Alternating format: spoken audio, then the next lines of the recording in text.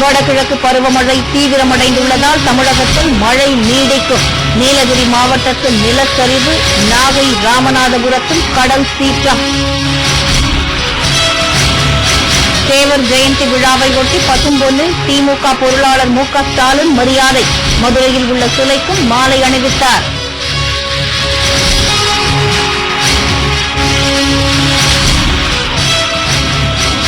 வாக்காளர் பட்டியலில் பெயர் சேர்க்க தமிழகம் முழுவதும் சிறப்பு முகாம். ஏராளமான மக்கள் விண்ணப்பம். ஒன்றிய தலைவர் தேர்தலில் திமுக வேட்பாளரின் வெற்றியை ரத்து செய்து அதிமுக வெற்றி பெற்றதாக அறிவிப்பு. தேர்தல் அதிகாரியை அதிமுக அமைச்சர் புத்திச்சந்திரன் குண்டர்களுடன் வந்து மிரட்டும் நேரடி காட்சிகள்.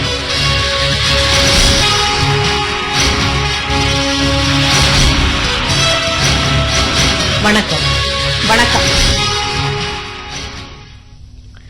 வடகிழக்கு பருவமழை தீவிரமடைந்துள்ளதால் தமிழகம் முழுவதும் பரவலாக மழை பெய்து வருகிறது.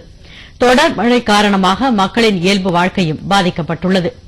நீலகிரி மாவட்டத்தில் நிலச்சரிவால் மலை ரயில் போக்குவரத்து பாதிக்கப்பட்டுள்ளது. விடாது பெய்த மழை, சாலைகளில் பெருக்கெடுத்த வெள்ளம் என கடந்த சில நாட்களாகவே தமிழகத்தின் பெரும்பாலான பகுதிகளில் கொட்டி தீர்த்த கனமழையால் மக்களின் இயல்பு வாழ்க்கை பாதிக்கப்பட்டுள்ளது. கன்னியாகுமரி மாவட்டத்தில் விடிய விடிய மழை பெய்தது. குளச்சலில் 56.4 மில்லிமீட்டர் மழையும், நாகர்கோவிலில் 55.2 மில்லிமீட்டர் மழை அளவும் பதிவாகின. விவேகானந்த நினைவு மண்டபம் மற்றும் ஐயன் திருவள்ளுவர் சிலைகளுக்கு இயக்கப்பட்டு வந்த கப்பல் சேவை பாதுகாப்பு கவச ஆடைகள் மழையில் நனைந்ததால் நிறுத்தப்பட்டுள்ளது. பேச்சிப்பாறை அணையில் இருந்து பாசனத்திற்காக திறந்துவிடப்பட்ட தண்ணீரும் நிறுத்தப்பட்டிருக்கிறது. ராமநாதபுரம் மாவட்டத்திலும் பரவலாக மழை பெய்தது. ராமேஸ்வரம் பகுதியைச் சேர்ந்த மீனவர்கள் கச்சத்தீவு அருகே மீன்பிடித்துக் கொண்டிருந்த போது கடல் சீற்றம் காரணமாக படகு ஒன்று கடலில் மூழ்கியது. அதில் இருந்த 4 மீனவர்களும் மற்றொரு படகில் ஏறி கரைக்கு திரும்பினர். அதேபோல படகு ஒன்றும் சூறைக்காற்றில் சிக்கி நங்கூரத்தை அறுத்துக் கொண்டு கரையில் மோதியது. தொடர்ந்து பலத்த காற்று வீசி வருவதால் படகை பாதுகாப்பாக நிறுத்தும் பணிகளில் மீனவர்கள் ஈடுபட்டு வருகின்றனர். நீலகிரி மாவட்டத்தில் உதகை, குன்னூர், கோத்தகிரி ஆகிய பகுதிகளில் தொடர் மழை பெய்து வருகிறது. உதகை குன்னூர் மலை ரயில் பாதையில் இன்று காலை 3 இடங்களில் மண் சரிவு ஏற்பட்டதால் வெலிங்டன் அருகே மலை ரயில் பாதி வழியிலேயே நிறுத்தப்பட்டது. இதனால் சுற்றுலாப் பயணிகள் நடு வழியில் சிக்கி தவித்து வருகின்றனர். பசும்பொன் முத்துராமலிங்க தேவரின் ஜெயந்தி விழா மற்றும் குரு பூஜையை ஒட்டி திமுக பொருளாளர் மு க ஸ்டாலின் பசும்பொன்னில் உள்ள தேவர் நினைவிடத்தில் மரியாதை செலுத்துகிறார். முன்னதாக அவர் மதுரையில் உள்ள தேவர் சிலைக்கு மாலை அணிவித்து மரியாதை செலுத்தினார். பசும்பொன் முத்துராமலிங்க தேவரின் 104வது பிறந்த நாள் மற்றும் 49ஆம் ஆண்டு நினைவு நாள் ஜெயந்தி விழா மற்றும் குரு பூஜையாக இன்று கொண்டாடப்படுகிறது. இதையொட்டி திமுக பொருளாளர் மு க ஸ்டாலின் மதுரை கோரிப்பாளையத்தில் உள்ள தேவர் சிலைக்கு மாலை அணிவித்து மரியாதை செலுத்தினார்.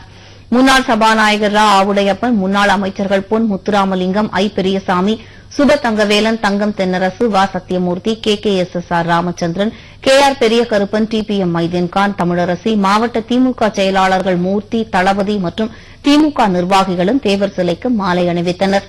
பின்னர் மதுரை தெப்பக்குளம் பகுதியில் உள்ள மருது பாண்டியர்கள் சிலைக்கும் திரு மு க ஸ்டாலின் மாலை அணிவித்து மரியாதை செலுத்தினார். தொடர்ந்து ராமநாதபுரம் மாவட்டம் பசும்பொன்னில் உள்ள தேவர் நினைவிடத்திற்கு செல்லும் வழியில் சிவகங்கை மாவட்ட திமுக சார்பில் திருபுவனத்தில் மாவட்ட செயலாளர் பெரிய கருப்பன் தலைமையில் மாவட்ட துணை பொதுச் செயலாளர் சேங்கை மாறன் மற்றும் நிர்வாகிகள் மு க ஸ்டாலினுக்கு உற்சாக வரவேற்பு அளித்தனர். இதையடுத்து மானாமதுரையில் முன்னாள் MLA சுப மதியரசன் தலைமையில் வரவேற்பு அளிக்கப்பட்டது. சென்னை நந்தனத்தில் உள்ள முத்துராமலிங்க தேவரின் சிலைக்கு திமுக நாடாளுமன்ற குழு தலைவர் TR பாலு, நாடாளுமன்ற உறுப்பினர் TKS இளங்கோவன், துணை பொதுச் செயலாளர்கள் SP சகுனபாண்டியன், VP துரைசாமி, அமைப்பு செயலாளர் PV கல்யாணசுந்தரம், தென் சென்னை மாவட்ட செயலாளர் J அன்பழகன், வடசென்னை மாவட்ட பொறுப்பாளர் RD சேகர் உள்ளிட்ட ஏராளமான திமுகவினர் மாலை அணிவித்து மரியாதை செலுத்தினர். தூத்துக்குடியில் உள்ள தேவர் சிலைக்கு அம்மாவட்ட திமுக சார்பில் மாவட்ட செயலாளர் N பெரியசாமி, நகர செயலாளர் ஆனந்தசேகரன் உள்ளிட்ட ஏராளமான திமுகவினர் மாலை அணிவித்தனர்.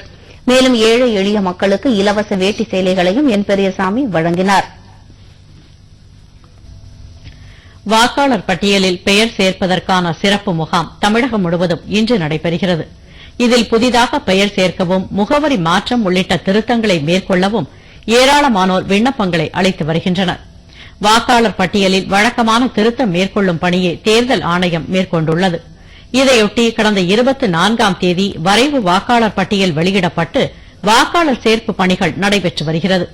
வருகிற ஜனவரி 1 தேதியன்று 18 வயது பூர்த்தியடைவோர் தங்கள் பெயரை வாக்காளர் பட்டியலில் புதிதாக சேர்ப்பதற்கான விண்ணப்பங்கள் வழங்கப்பட்டு வருகின்றன. இந்நிலையில் தமிழகம் முழுவதும் இன்று வாக்காளர் சேர்ப்புக்கான சிறப்பு முகாம் நடைபெறுகிறது.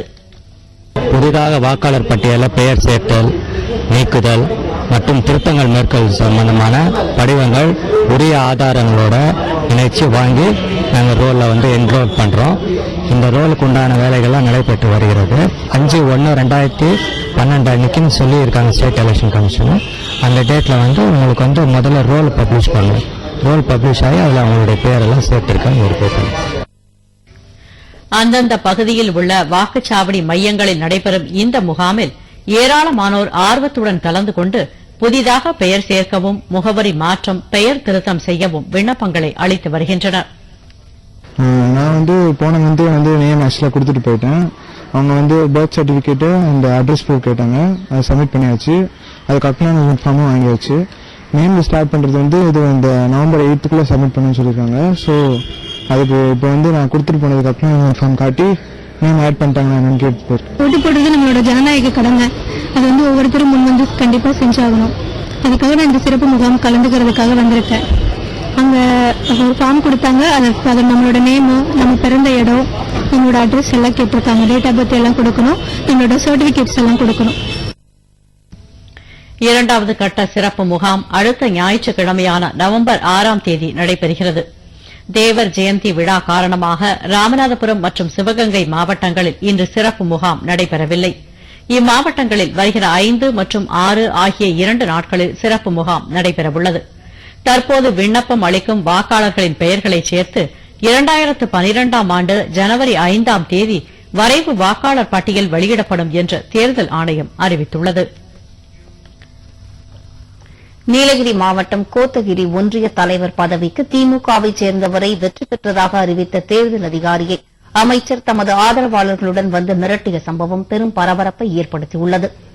நீலகிரி மாவட்டம் கோத்தகிரி ஊராட்சி ஒன்றிய தலைவருக்கான மறைமுக தேர்தலில் திமுகவை சேர்ந்த பீமன் வெற்றி பெற்றதாக அறிவிக்கப்பட்டது. இதனால் ஆத்திரமடைந்த அதிமுகவை சேர்ந்த 100க்கும் மேற்பட்டவர்கள் தேர்தல் அதிகாரியின் அறைக்குள் நுழைந்து அதிகாரியை ஆபாச வார்த்தைகளால் அர்ச்சித்தனர். அடுத்த அரை மணி நேரத்தில் அங்கு வந்த அமைச்சர் புத்திச்சந்திரன் உடனே மறுதேர்தல் நடத்த வேண்டும் என்று கூறி தேர்தல் அதிகாரிக்கு மிரட்டல் விடுத்தார். அமைச்சர் மற்றும் அதிமுகவினரின் அராஜக செயல்களை நீங்களே பாருங்களேன்.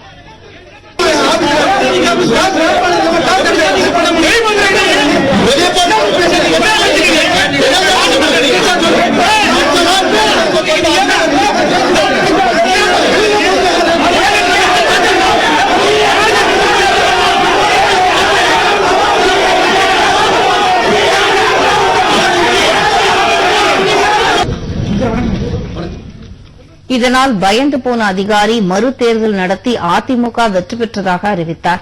இதனை கண்டித்து முன்னாள் அமைச்சர் ராமச்சந்திரன் தலைமையில் திமுகவினர் ஏராளமானோர் கொட்டும் மழையில் மறியல் போராட்டம் நடத்தினர்.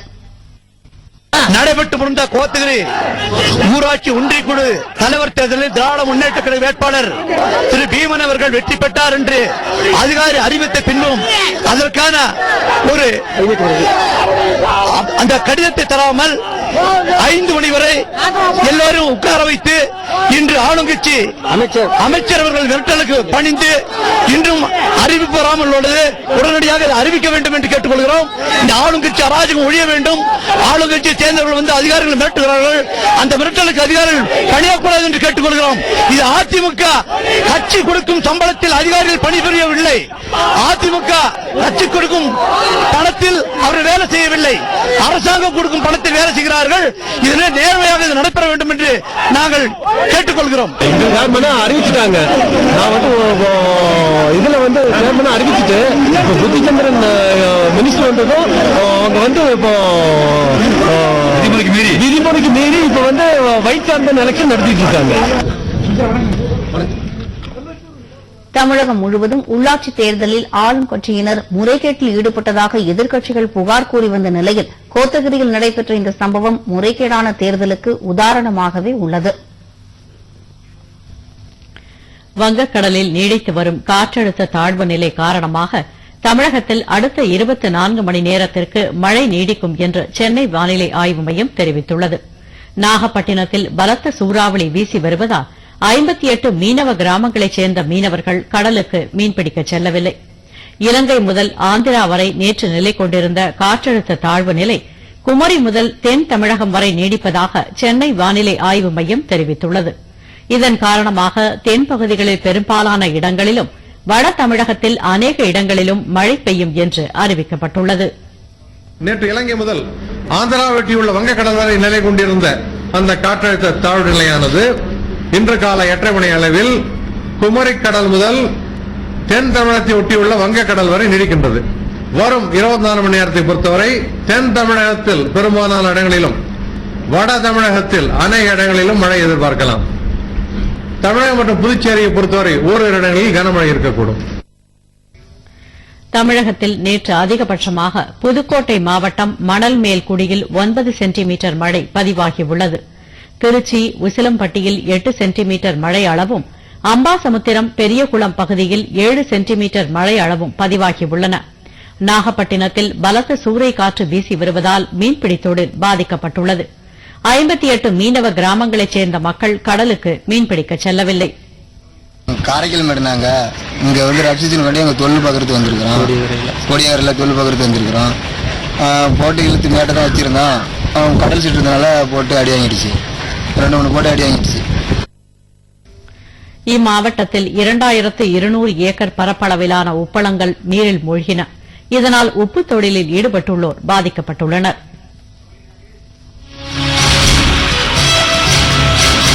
அத்வானி ரத யாத்திரை பாதையில் வெடிகுண்டு கண்டெடுக்கப்பட்ட சம்பவம். குமரி மாவட்ட கல்குவாரி உரிமையாளர் வீட்டில் போலீசார் சோதனை. கூடங்குளம் அணுமின் நிலையத்திற்கு எதிர்ப்பு. நெல்லை கரூரில் போராட்டம். செய்திகள் தொடர்கின்றன. பாஜக தலைவர் அத்வானி ரத யாத்திரை பாதையில் வெடிகுண்டு வைக்கப்பட்ட சம்பவம் பரபரப்பை ஏற்படுத்தியுள்ள நிலையில் கன்னியாகுமரி மாவட்டம் கொல்லங்கோட்டை பகுதியில் உள்ள ஒரு வீட்டிலிருந்து டெட்டனேட்டர்களும் வெடிமருந்துகளும் ஏராளமான அளவில் பறிமுதல் செய்யப்பட்டுள்ளன.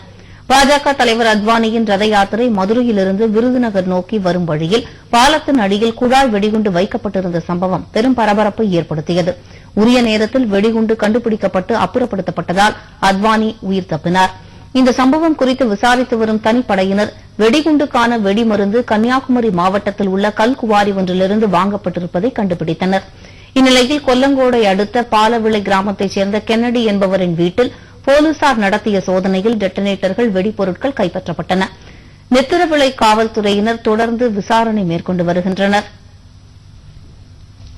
கூடங்குளத்தில் அணுமின் நிலையம் அமைக்க எதிர்ப்பு தெரிவிக்கும் வகையில் மார்க்சிஸ்ட் லெனினிஸ்ட் கம்யூனிஸ்ட் சார்பில் நெல்லையில் இன்று ஆர்ப்பாட்டம் நடைபெற்றது. முதலமைச்சர் ஜெயலலிதா அணுமின் திட்டத்திற்கு ஆதரவாக செயல்படுவதாக இவர்கள் குற்றம் சாட்டியுள்ளனர்.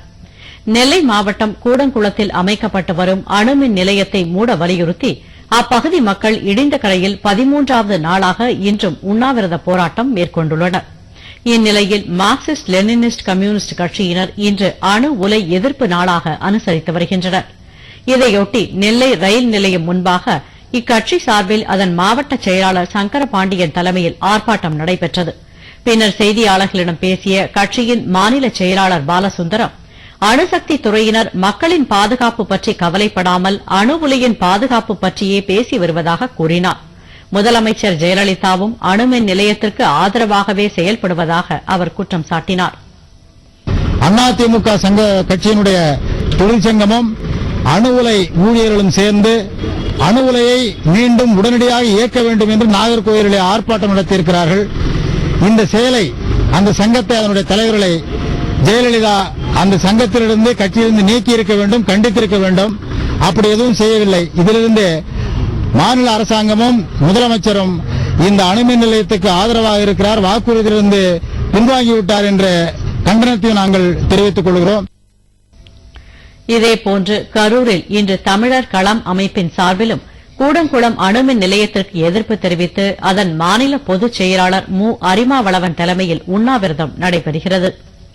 போராட்ட குழுவில் இருக்கக்கூடிய தமிழர் களம் உள்ளிட்ட அமைப்புகள் அனைத்துமே இந்த அணு உலையை இழுத்து மூடும் வரை எங்களுடைய போராட்டத்தை தொடர்வோம். இதுவரைக்கும் கூடங்குளத்திலும் அதை சுற்றியுள்ள பகுதிகளிலும் போராடி கொண்டிருந்தோம். இந்த மத்திய மாநில அரசுகள் இதை கண்டுகொள்ளாத நிலையிலே இன்றைக்கு தமிழகம் முழுவதுமே இந்த போராட்டத்தை விரிவுபடுத்துவதற்காக முயற்சிகள் செய்து போராடி கொண்டிருக்கின்றோம். அந்த ஒரு கட்டமாக இன்றைக்கு கரூர் நகரிலே தமிழர் களம் இந்த அறப்போராட்டத்தை எடுத்திருக்கிறது. அணு உலையை மூடும் வரை தமிழகத்தை ஒன்று திரட்டி இந்த போராட்டத்தை முன்னெடுப்போம் என்பதை சொல்லிக் கொள்கிறேன். விலைவாசி உயர்வு, வேலை பாதுகாப்பு உள்ளிட்ட கோரிக்கைகளை வலியுறுத்தி தொழிற்சங்கங்கள் வருகிற 8ஆம் தேதி நாடு தழுவிய சிறை நிரப்பும் போராட்டம் நடத்த உள்ளன. தமிழகத்தில் தமுச பேரவை இப்போராட்டத்தில் பங்கேற்கிறது. தொழிலாளர் நலச் சட்டங்களை முழுமையாக அமல்படுத்த வேண்டும், ஒப்பந்த தொழிலாளர் முறையை ஒழித்து நிரந்தர பணி வழங்குதல், வேலைக்கு பாதுகாப்பு, விலைவாசி உயர்வை கட்டுப்படுத்த வேண்டும் என்பது உள்ளிட்ட கோரிக்கைகளை வலியுறுத்தி நாடு முழுவதும் உள்ள தொழிற்சங்கங்கள் வருகிற நவம்பர் 8ஆம் தேதி நாடு தழுவிய போராட்டத்தில் ஈடுபட உள்ளன. இதுகுறித்து திமுகவின் தொழிற்சங்க பிரிவான தமுச பேரவையின் ஆலோசனைக் கூட்டம் சென்னையில் உள்ள கலைஞரகத்தில் இன்று நடைபெற்றது.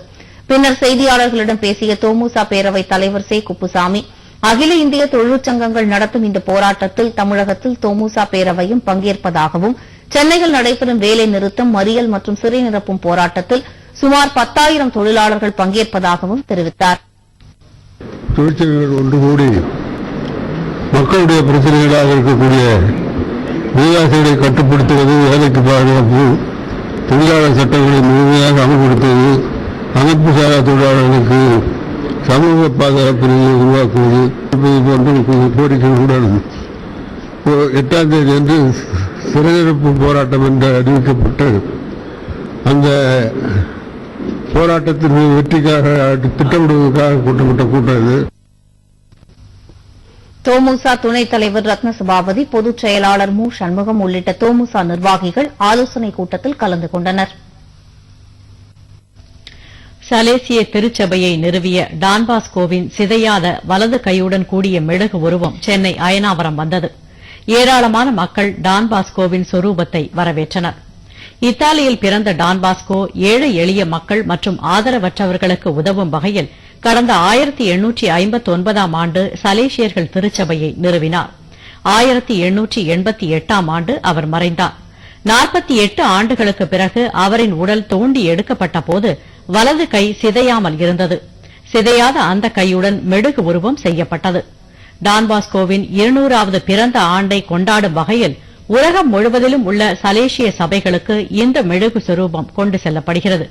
அதன்படி சென்னை வந்த அவரின் சொரூபம் ஊர்வலமாக எடுத்துச் செல்லப்பட்டு அயனாவரம் டான்பாஸ்கோ திருத்தலத்தில் வைக்கப்பட்டது. இந்தியாவில் 2 திருத்தலம் இருக்கு. ஒன்று பாம்பேல, ஒன்று சென்னையில். 46 ஆண்டுகளுக்கு முன்பாக கட்டப்பட்ட இந்த அயனாவரம் பங்கிலே 1400 குடும்பங்கள் இருக்கின்றார்கள். ஏறக்குறைய 7000 மக்கள், அதற்கு மேல் கூட வில்லிவாக்கத்தில் இருந்து அயனாவரம் உள்ள கிறிஸ்தவர்கள் ஊர்வலத்தில் கலந்து கொண்டு இறை ஆசிரியர் பெறுவார்கள். அனைத்து மக்களும், இந்துக்கள், முஸ்லிம்கள், கிறிஸ்தவர் அனைவரும் கலந்து கொண்டு சிறப்பாக நிகழ்வு நடைபெறும். இப்பொழுது ஆரம்பித்து நாளைய தினம் காலை வரை ஆராதனைக்கும் பக்திக்கும் அங்கே கோவில் நமது ஆலயத்தில் வைக்கப்படும். 200 ஆண்டுகளுக்கு முன்னாலே 1815 பிறந்து சலேசிய சபையை உருவாக்கி ஆயிரக்கணக்கான ஏழை இளையோருக்காக தன்னுடைய வாழ்க்கையை கரைத்துக் கொண்டவர், தனியை தியாகம் செய்து கொண்டவர். இந்த 200 ஆண்டுகள் நிறைவு விழாவிற்காக தான் இந்த 6 ஆண்டுகளிலே சலேசியர்கள் பணி செய்கின்ற 130 நாடுகளை அவர் சந்திக்க, சலேசியர்களை சந்திக்க, சலேசிய பள்ளிகளிலே, கல்லூரிகளிலே, நிறுவனங்களில் இருக்கின்ற எல்லா மாணவ மாணவியரையும் மக்களுக்கு சந்தித்து அவருடைய ஆசிரியர் நிறைவாக அளிக்க இந்த சிறு பயணத்திலே அவர் மேற்கொண்டிருக்கின்றார். முன்னதாக மேளதாள இசையுடன் டான்பாஸ்கோவின் திருக்கரத்திற்கு சிறப்பான வரவேற்பும் அளிக்கப்பட்டது. இதில் ஏராளமானோர் பங்கேற்று ஆசி பெற்றனர். சென்னையின் பல்வேறு இடங்களுக்கும் டான்பாஸ்கோவின் வலதுகரம் கொண்டு செல்லப்பட உள்ளது.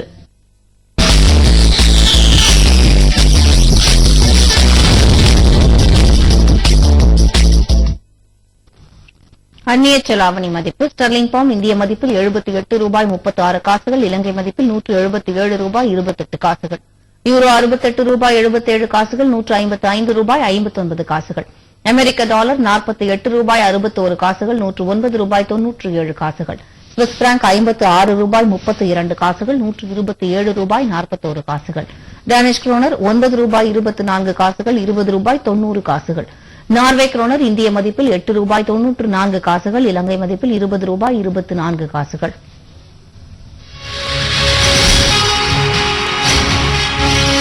களை கட்டும் கலாச்சார திருவிழா, மெக்சிகோ மக்கள் உற்சாகம்.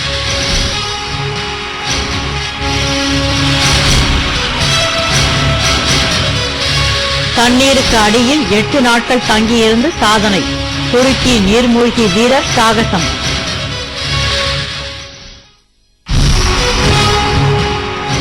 செய்திகள் தொடர்கின்றன. மெக்சிகோவில் நடைபெற்று வரும் கலாச்சார திருவிழாவில் இளைஞர்கள் ஏராளமானோர் பங்கேற்று தங்கள் திறமைகளை வெளிப்படுத்தி வருகின்றனர். போதைப் பொருள் கடத்தல் கும்பல்களால் வன்முறை மற்றும் கொலை கொள்ளை சம்பவங்கள் மெக்சிகோவில் அதிகரித்து வரும் நிலையில் இளைஞர்களிடம் உள்ள திறமையை வெளிப்படுத்தும் வகையில் கலாச்சார திருவிழாவிற்கு அங்கு ஏற்பாடு செய்யப்பட்டுள்ளது. மெக்சிகோ நகரில் இவ்விழாவின் ஒரு பகுதியாக தெருவோர சுவர்கள் அனைத்திலும் விதவிதமான ஓவியங்கள் வரையப்பட்டுள்ளன. டாட்டூ எனப்படும் உடல் ஓவியங்கள் வரையும் அரங்குகளும் ஆபரண விற்பனை மையங்களும் ஆங்காங்கே முளைத்துள்ளன.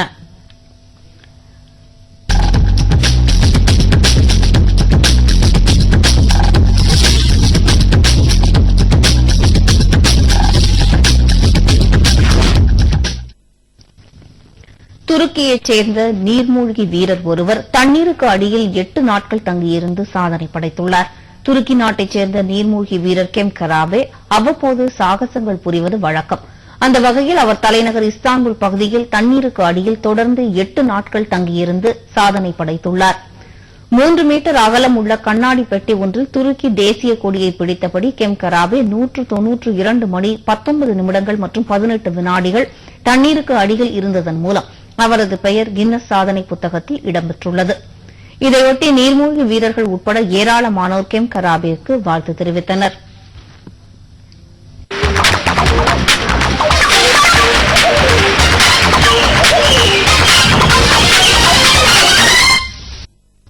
ஐரோப்பிய நாடுகளின் தலைநகரங்களில் இன்றைய தட்பவெப்பநிலை. லண்டன் குறைந்தபட்சம் 12 டிகிரி செல்சியஸ், அதிகபட்சம் 15 டிகிரி செல்சியஸ்.